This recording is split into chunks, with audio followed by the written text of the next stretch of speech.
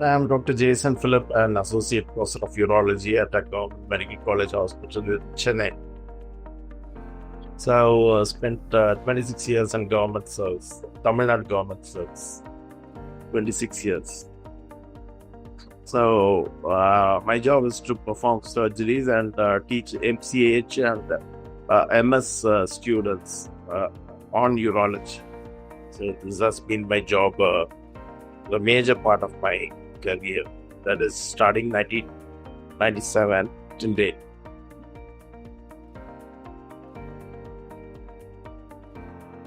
So in the 1990s, medicine was, the top career option, at least in Tamil Nadu, where I live. So I actually topped the state of Tamil Nadu in all subjects, including Tamil. So the natural choice was medicine. And after medicine, I have surgical hands. I believe I have while doing my internship, I thought I have a good hand for hand-eye coordination, and I hadn't the aptitude for surgery. So I did MS, and I was always inclined towards urology. So urology was a natural choice. I did my MCH urology. Then I got recruited into government service. So it's been a long time. As I told you, 26 years in government service.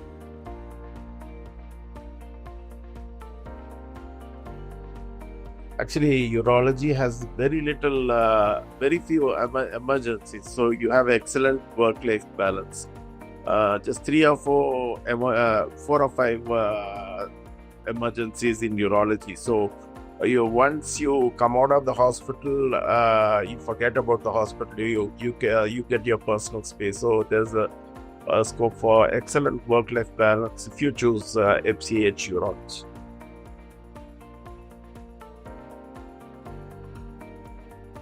I got B at Anna University. Tamil Nadu Anna University is a very prestigious B computer science. It's a very prestigious university in Tamil Nadu. And I actually passed that exam also, B Computer Science. So I would have entered B Computer Science, Anna University, Tamil Nadu.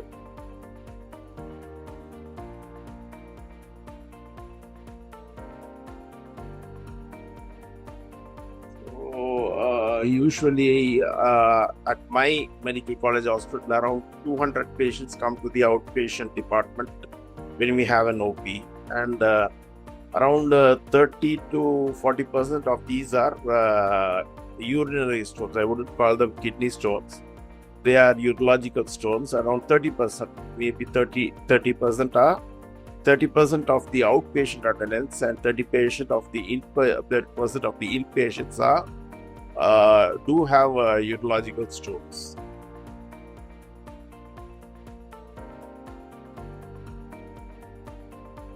Yes, of course. See, crash dieting is always not recommended.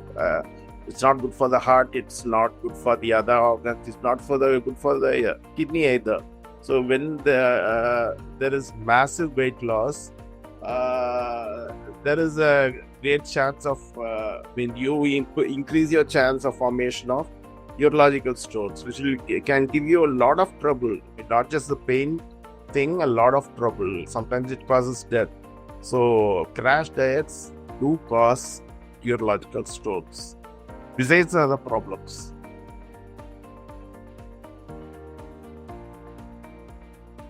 No, these studies have not been confirmed. These studies are ongoing. So ongoing studies I would like to confirm with a winner. Let them confirm it. Then pass a judgment on. These studies are ongoing.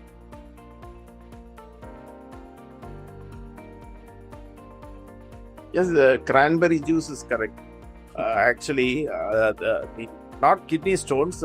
Cranberry juice is for UTI, urinary tract infection. Anything that has citrate in it. Citrate is one of the greatest antiprecipitators, meaning inhibitors of stone formation. Citrate. So a lot of juices, meaning almost all juices have citrate as a component. Cranberry juice is for UTI. Actually, it's the first line treatment in the US. In the US, if you go to a doctor with UTI, the first thing that he or she will try will be cranberry juice. That's another topic. We are talking about stones. Any juice, not just cranberry juice, any juice that contains citrate. Orange juice has the largest component of citrate. So this will help a person in avoiding a stone, and if he has a stone, in avoiding progression of the stone size. So any juice, every juice contains citrate. This citrate is one of the greatest inhibitors of stone formation. So you can consume any juice. It will be helpful.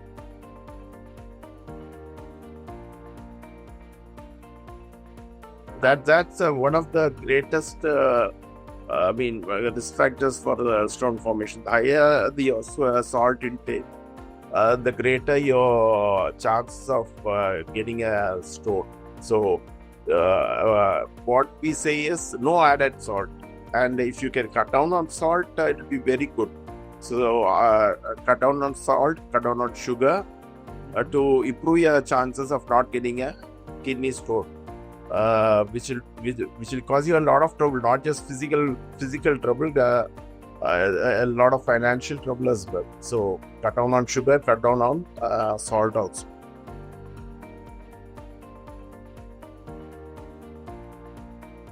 So first of all, drink adequate water per day.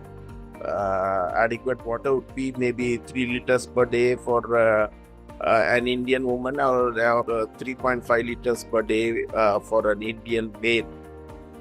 So drink adequate water. When you are thirsty, have a take water. Avoid salt. Avoid too much salt. Cut down on sugar.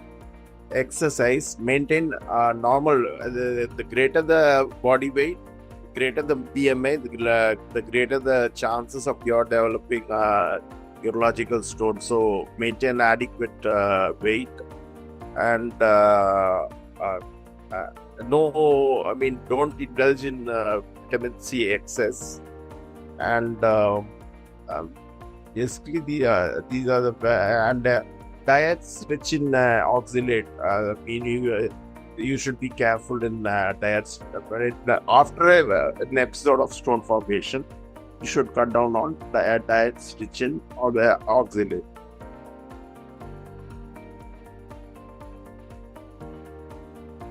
But it used to occur, actually, the difference is not too much. It was around 1.3 males to 1 female. But over the past 30 years, it has equalized. Now, as many females get urological stones as males. So there was a difference, meaning 1.3, a ratio of 1.3 males is to 1 female.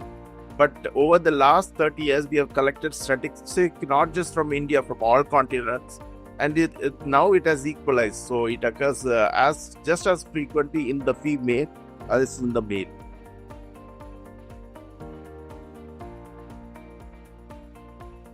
No, not at all. We have a proverb in urology: once a stone former, always a stone former. So once a person gets a urological stone, he has a 50% chance of recurrence. So there is a proverb in urology: once a stone former, always a stone former. Whatever he does after that, he has a 50% chance of developing another urological stone, no matter what he does. So kidney stone is not a single episode. That's why you should prevent the first episode. First, once a stone former, always a stone former.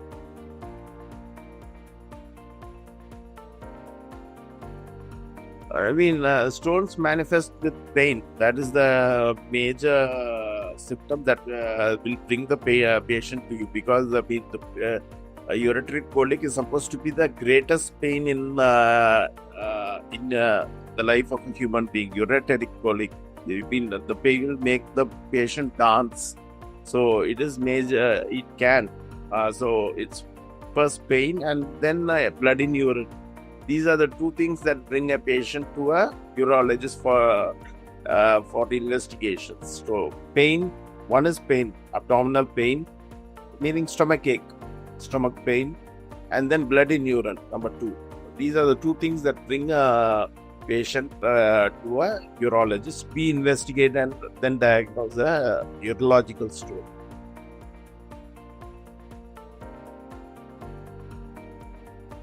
Yeah, they name some, Tamil, they name some plants or fruits or vegetables which they say will prevent kidney stone, like especially varit and in Tamil, and several other vegetables. All these are myths.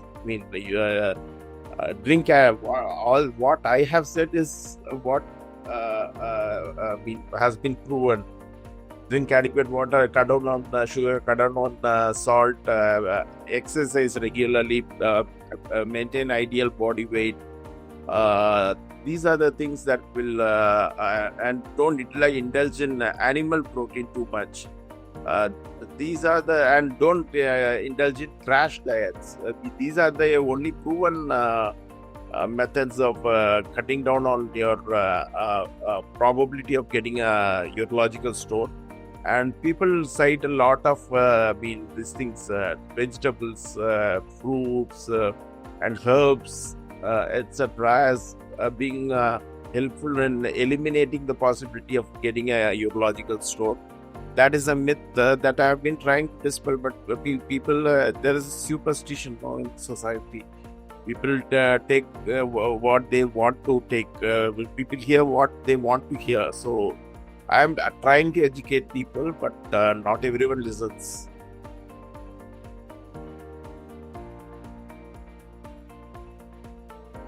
See, kidney stones, prostate cancer. You know that one of the top 2 cancers in the male is lung cancer. In some countries, it's lung cancer. In some countries, it is prostate cancer. So, prostate cancer is the number 1 male cancer in a lot of countries.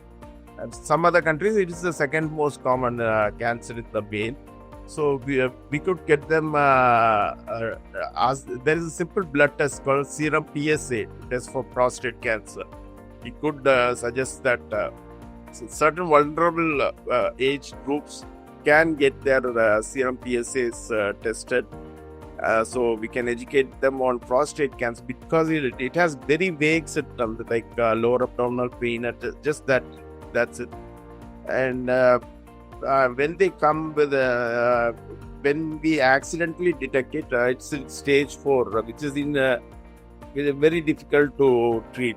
So we have a protocol for treating all these cancers, and kidney cancer patients are rising as well. And then you have bladder cancer. Smoking causes bladder cancer, is one of the causative factors for bladder cancer. And if we could educate people not to smoke, we could cut down on the incidence of bladder cancer. And people who work in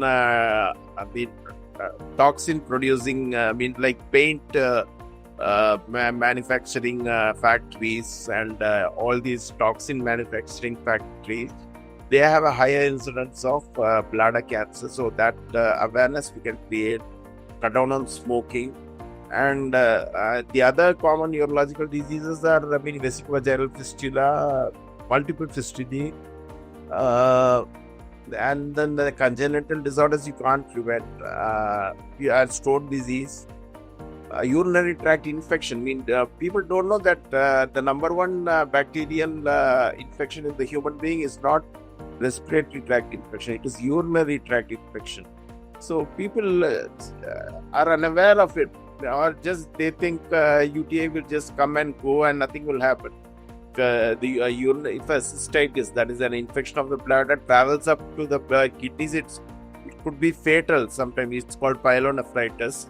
So people are all unaware. The general public, even though they might be educated, are unaware of the seriousness of a urinary tract infection, and they need to visit a urologist or the urologist and get it treated.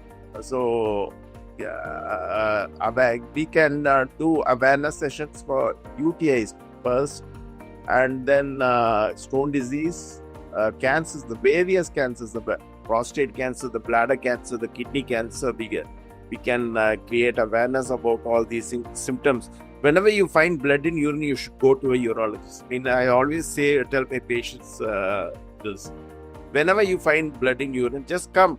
I mean, it might have been just one episode of blood in urine, but just come to a urologist. He will take the test and rule out serious conditions. Is that too difficult to do? I mean, at least in Tamil Nadu, every medical college hospital has a urologist, and most private hospitals have a urologist. So it's not so difficult to access a urologist. So, and if you have pain on urination, that might be a cause, might be indicative of UTI. So go to a urologist, get it tested, get it treated, and there are other increasing frequency of urination. That could be an indicator of bladder cancer. So, or blood in urine, or increase in frequency could be an indicator of bladder cancer. So all these diseases, and benign prostatic hyperplasia, BPH, prostatic enlargement, causing, sometimes people come at 3 o'clock in the midnight with an 80-gram prostate with retention. Had they been aware of in the gradual slowing of the stream of urine, and had they visited a urologist, it would have been caught much earlier. They would not have presented as an emergency. They would have presented as an elective case. So all these things need to be taken to the general public, but who is going to do it?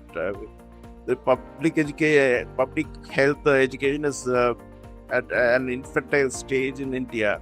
So if somebody is willing to educate the populace about all these urological problems, it will be very helpful for the general population.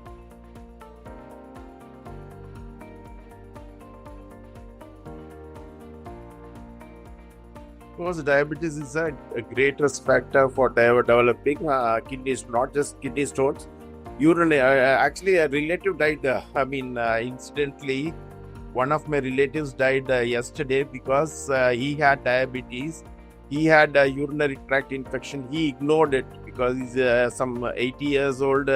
He just ignored it. He just said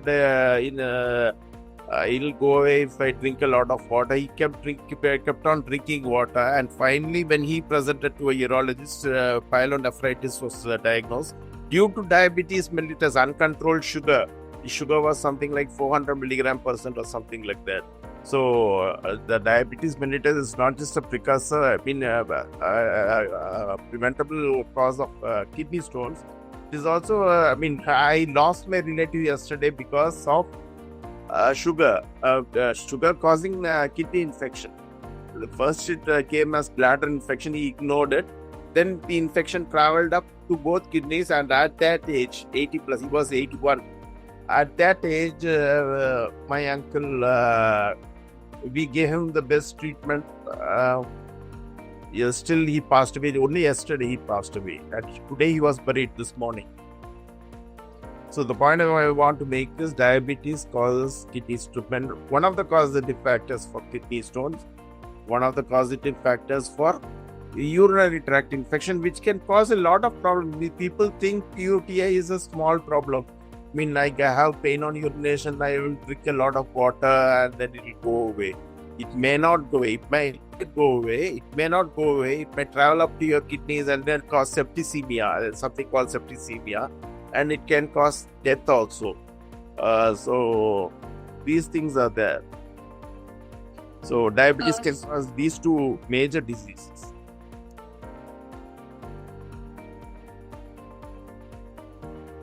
See, I won't forget one incident. I was at Salem Medical College as a senior assistant professor of urology in the year 2012, I think.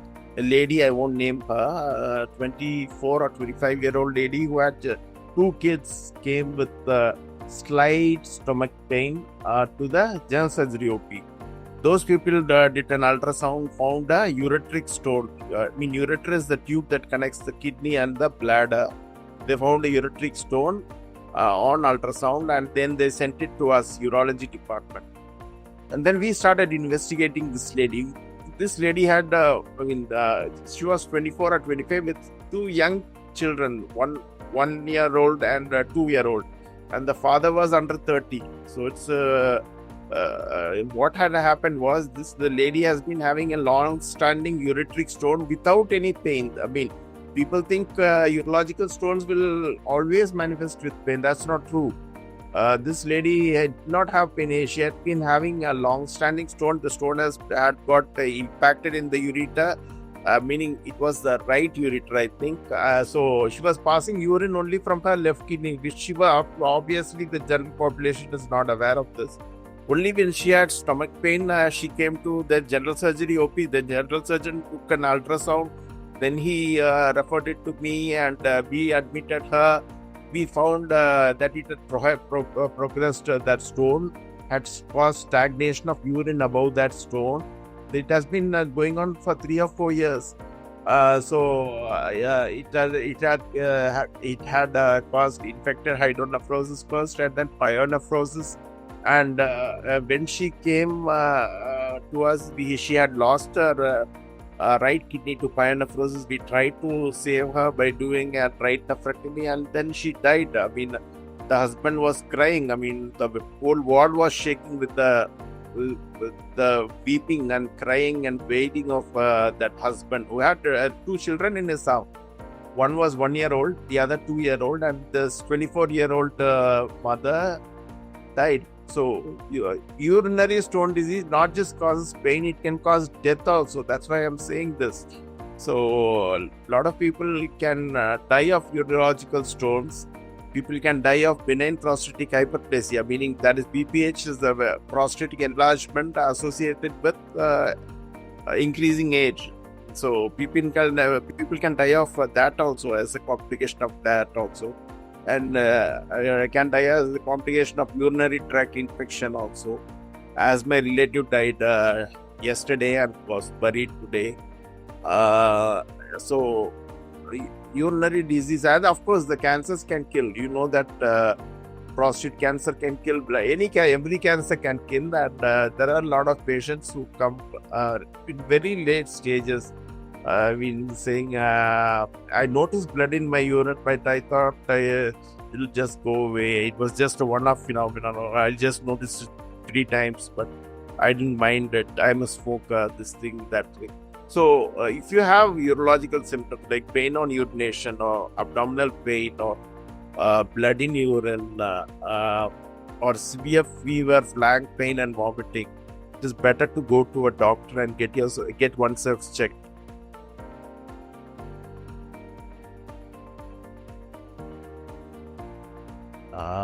Not that I'm aware of. Hypertension, as you know, can cause kidney failure. 49% of all kidney failures are caused by kidney failure. It's a death-causing condition. A lot of our politicians are because of their obesity. So 49% of kidney failure is caused by the diabetes mellitus. 18% of kidney failure is caused by hypertension. Once I saw, once I was staying in Salem Medical College at that time where I was posted, and my neighbor had a transplant at the age of 33. So it is not common to have had a transplant at the age of 33. I said, why did you what condition predisposed you to this? He said, I was born with hypertension. I did not know it. And when I presented to a physician, it was uncontrolled diabetes, hypertension, meaning BP, high BP. And then they diagnosed kidney failure, and then they had to do a kidney transplant. So that's a sorry thing, no? So hypertension is a systemic disease that causes kidney failure. And there are many autoimmune diseases that target the kidney also. And kidney is a metastatic site for a lot of cancers. A lot of cancers secondary cancers are also primary kidney cancer is also a disease that can happen, but more often it's a secondary site of spread of cancer from other organs. So cancers, secondary cancers can happen in the kidney also. These are some systemic diseases that manifest in the urological system.